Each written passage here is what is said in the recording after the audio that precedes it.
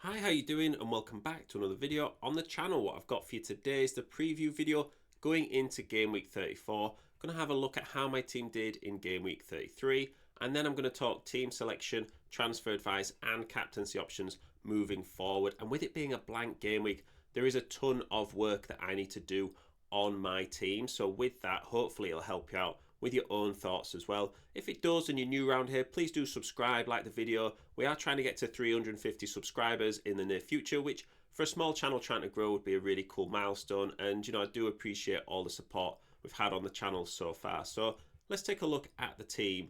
And I didn't actually make any transfers for this game week. I just rolled in with 6 doubles, which I had already, and I just wanted to save some transfers. I do think that a double game week can sometimes be overrated, and getting in players just because they've got 2 games can sort of cloud your vision when ignoring good single game week players. So in defence and in goal, it wasn't too bad. You kind of have defenders on a double, hoping that they keep a clean sheet in one of them.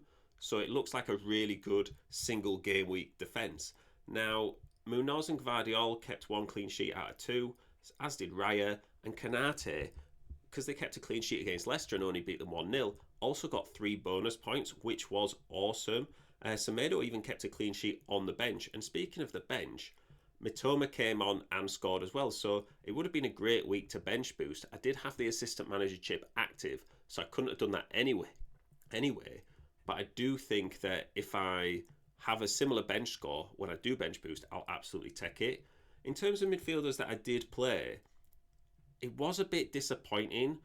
Saka just got 1 point in each game, but because I captained Salah, it was really a game week of 2 halves, in the sense that when Saka and Marmoush, who were the most captained, had blanked in their first game, I then had Salah playing, who I'd obviously captained, away at Leicester, thinking he's going to get a hat trick and 2 assists, and it's going to be the ultimate differential captaincy, and I'm going to shoot up the ranks. Well, when Salah blanked, Saka and Marmoush had their second game, and it really flipped the sort of outcome and perspective of the game week, because you think, oh, well, if they now score, I'm going to be really, down bad in terms of my rank. So I was really glad that Saka and Mamouche did blank, because even though it meant my overall score was less, for every goal that they score, people who captain them would have got even more points further away from me. So my rank actually improved more because they blanked, which sounds a bit strange, but hopefully it does make sense. Mateta came on for about 10 minutes and got a goal and 3 bonus points, which is absolutely awesome. Although I had the assistant manager chip active, Mateta scoring against Arsenal kind of only knocked about 3 points off my assistant manager, but Mateta got about 9 more points. So overall, I was doing really well. I was in the green for that and had more points than otherwise. And players like Mateta and Kanate, that's where you really get your rank in increased differences. Because when the highly owned players score, whilst it looks great for your own points, in terms of improving your rank, it doesn't make too much difference. And I'll absolutely take 17 points for Arteta as my assistant manager as well. Puts me on actually 40 points for the 2 weeks so far that I've used it, because I had it on Eddie Howe last week, Arteta this week, and I think only Guardiola outscored Arteta for points from a manager this week, and he got 18, Arteta got 17, so it's not too bad. So it gave me 76 points for the game week, and it's a rank increase of about 70k, which is really good considering I had the assistant manager chip, and a lot of people kind of took points hits to get players in for the doubles that maybe didn't work out, as well as there were a few free hits active as well to really attack the double game week. So inside the top 500k, been a while since I've been there, so it's really nice. I've got another week of the assistant manager, and then I've still got my bench boost and free hit to use before the end of the season. So I'm hoping to just kind of navigate through this game week without using a free hit, because I've got another week of assistant manager, and then kind of attack the rest of the season.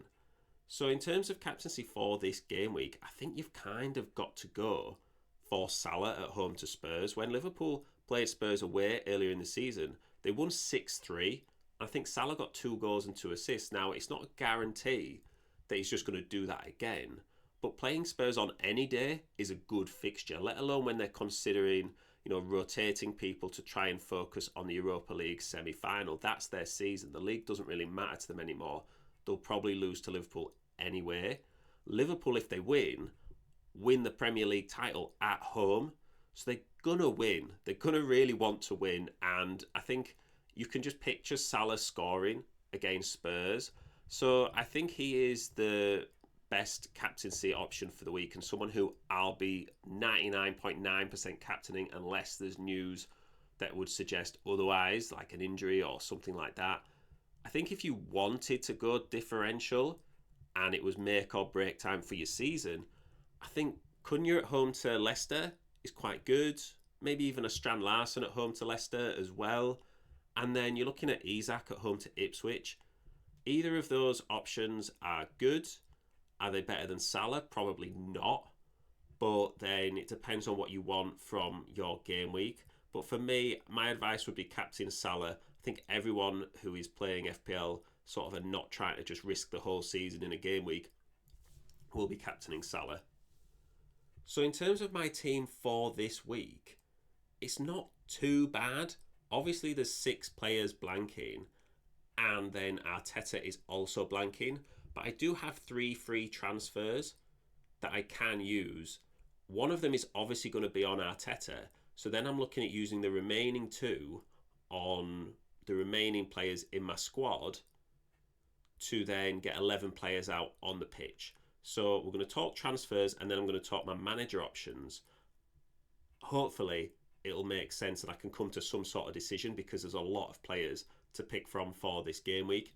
And it's also about, do you go to kind of get players in to counteract people on a free hit this week and kind of sort your team out in the very short term, or do you get players in who you might not do as well this week, but then for the rest of the season it'll save you a transfer and they'll probably gain you more points in the medium term, if you can call 5 weeks medium term.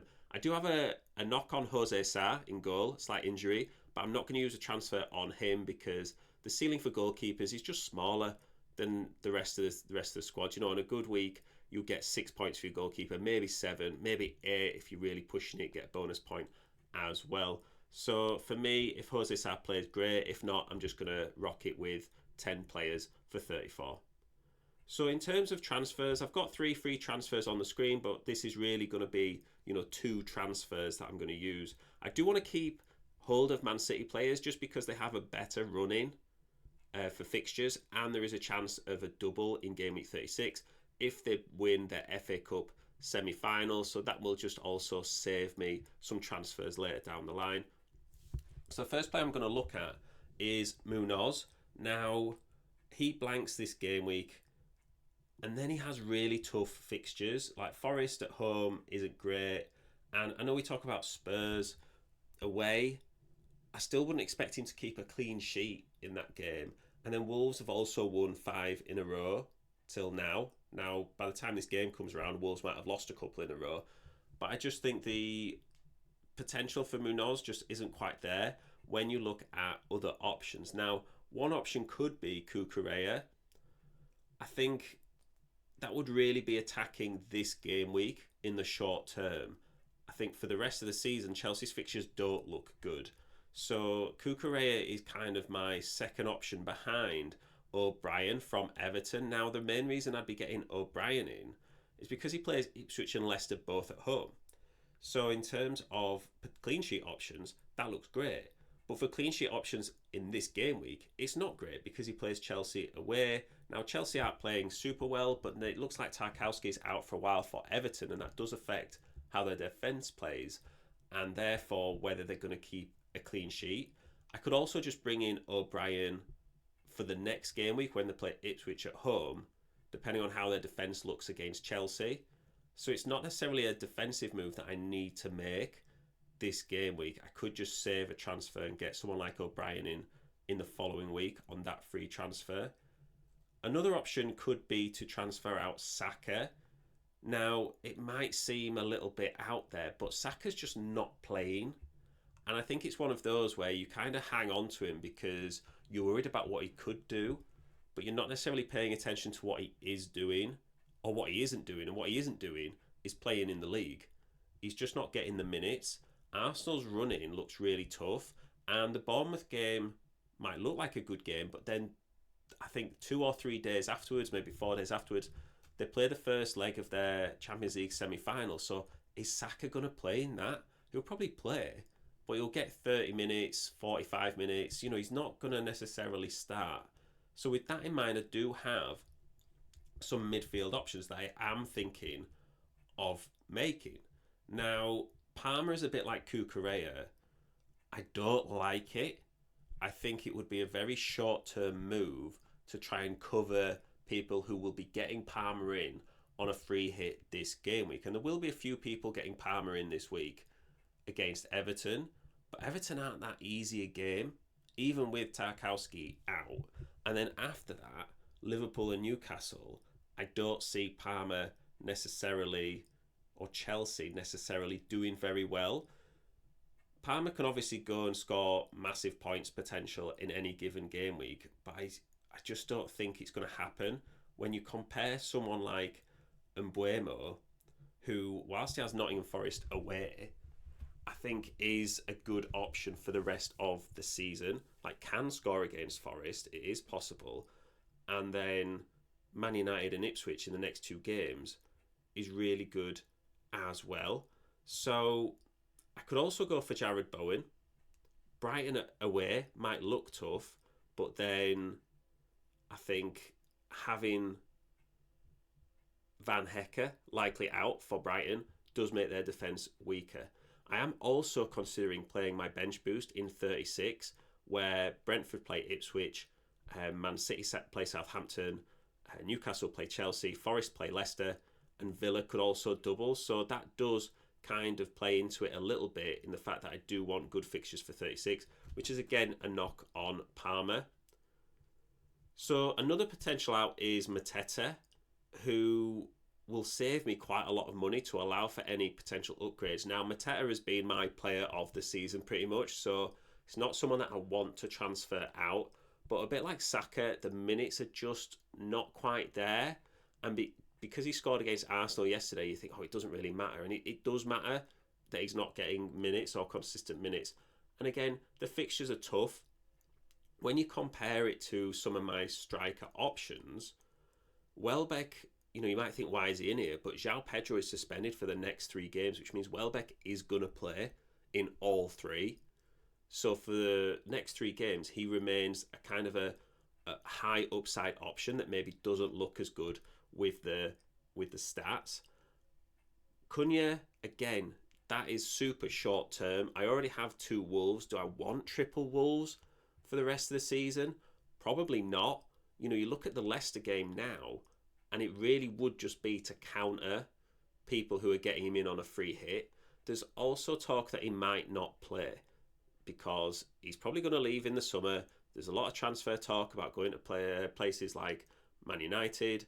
So maybe they just think, well, let's just try and plan ahead without Cunha and see what the team looks like. So there is that minutes risk as well. And then you've got Visser, who, like Mbeumo, has really good fixtures for the remainder of the season. Now, getting in double Brentford is maybe a little bit overkill, but I do need 2 players, and it's between up front, it's between Cunha and Visser. I think the most likely move is that I do Saka to Mbeumo.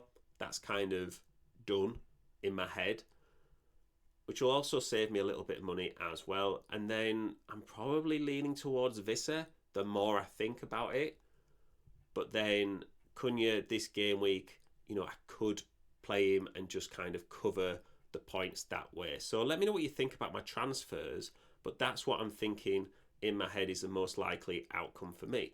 Now, in terms of manager, I have 1 more week, and because I've got 40 points so far, I'm thinking, well, if you'd have told me I'd have got 40 points total before I used the chip, I would have taken it. So with that in mind, does it really matter if I take a risky upside manager who'll get table bonus and they end up not getting anything? Would I still be happy with 40 points? Or should I just go for a manager who's almost definitely going to win and therefore get a few more guaranteed points when the rankings between FPL managers, they're so close together still? I can't just throw away 10 points, say, if you get a 3-0 win. So the potential managers for me is David Moyes.